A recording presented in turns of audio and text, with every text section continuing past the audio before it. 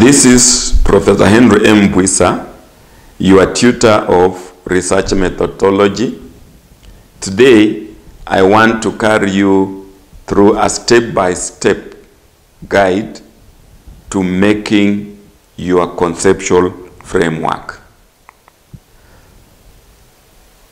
You make steps 1, 2, 3 in making your conceptual framework. Conceptual framework is actually a very important aspect of your research. You probably are wondering, what's a conceptual framework?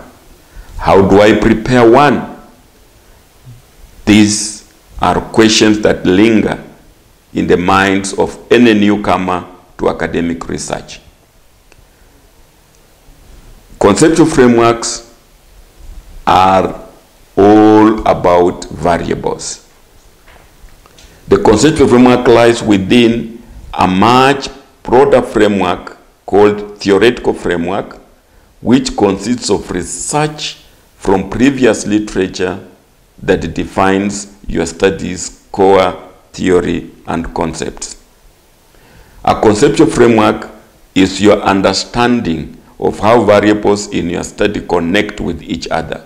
Therefore, first identify the variables required in your research. Here is therefore your step-by-step guide to building your conceptual framework. I want to say that there is no universal rule or procedure to draw a conceptual framework. It is nevertheless helpful to keep your conceptual framework simple with minimum data, but to get the maximum understanding while viewing it. So step 1, choose your topic. Decide on what will be your research topic, and the topic should be within your field of specialization. We used the soft drink example, a field, topic, and title. You can refer to that lecture.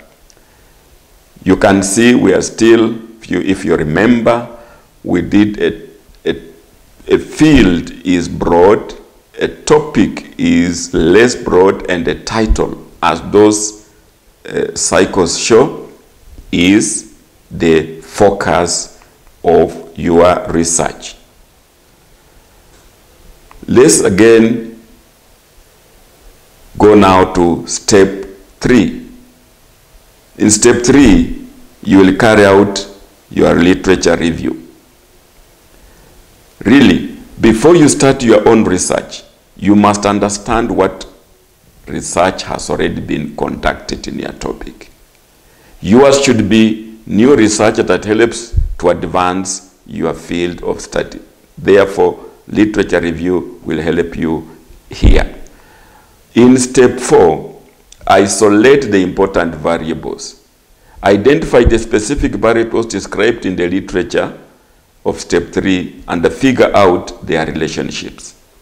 Some variables may be in abstracts, others may be in summaries, methodologies, etc., etc. Whatever you do, let's be sure we have identified the important variables. Step 5, generate the conceptual framework. Your literature review may reveal factors bearing on pizza restaurant customer satisfaction, but it may miss to bring out how each factor influences customer satisfaction. You may therefore design a study to focus on product quality and the services as the key determinant of customer satisfaction.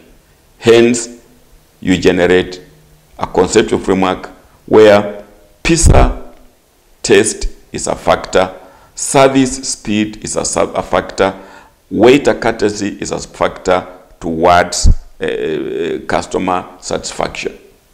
Therefore, your conceptual framework, build it with the variables from literature reviewed, remembering that your study will address an unanswered question a knowledge gap. Consult your problem statement. Conceptual frameworks may or may not be visual. Visual may be presented as flowcharts, mind maps, diagrams, etc., etc. Let's take an example. The theory. Entrepreneurial orientation posits that all organizations fall somewhere along a conceptual continuum ranging from conservative, the low-end, low performers, to entrepreneurial, the high-end, high performers. Where an organization is placed within this conceptual continuum depends upon the extent to which the organization's strategy-making process have produced a stable farm-level entrepreneurial behavior. This is theory. Can we now generate a conceptual framework out of it? Yes, we can. We have entrepreneurial orientation, which includes innovativeness, autonomy, proactiveness, and risk-taking as independent variables. And these are related to the dependent variable farm performance, meaning the cause is the independent variable, the effect is the dependent variable. Now, a word of caution. Not all conceptual frameworks have to include a diagram or graphic. You can present the same information by writing a narrative. Your narrative should summarize the variables influencing your research and explore how they may change your hypothesis. The narrative should also explain the basic methodology of your research. Even where diagrammatic conceptual frameworks are used, a narrative should also be included explaining these details for those who prefer more in-depth information. Remember, common conceptual frameworks are about variables which measure predicted and or hypothesized relationships, hence are key in many types of quantitative or deductive researches. There are, however, qualitative inductive researches like exploratory researches which defy prior predictions and therefore have no hypothesis as commonly known. They use working hypotheses. So, what are working hypotheses? A working hypothesis is a hypothesis that is provisionally accepted as a basis for further research in the hope that a tenable theory will be produced. If the normal hypothesis tests theory, then a working hypothesis generates theory.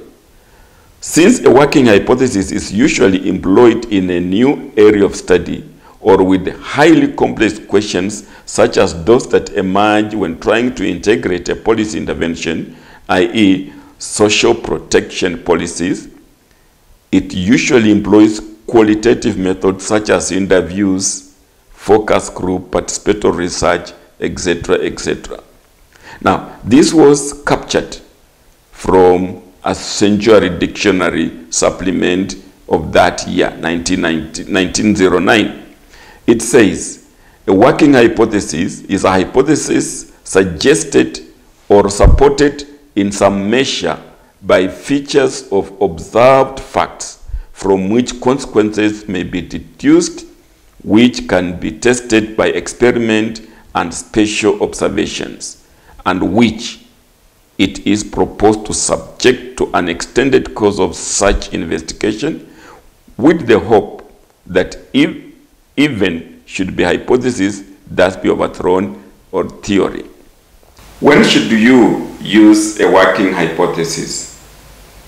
In fields such as public administration, working hypotheses, which you shall call WH, are used as a conceptual framework for exploratory, applied, empirical research.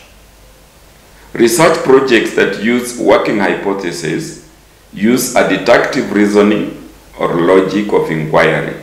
In other words, The problem and preliminary theory are developed ahead of time and are tested using evidence. Working hypotheses, which we may also call statements of expectation, are flexible and incorporate relational or non-relational statements. Projects that are a type of case studies and use multiple methods of evidence collection are good candidates. The working hypotheses are used as a device to direct evidence collection.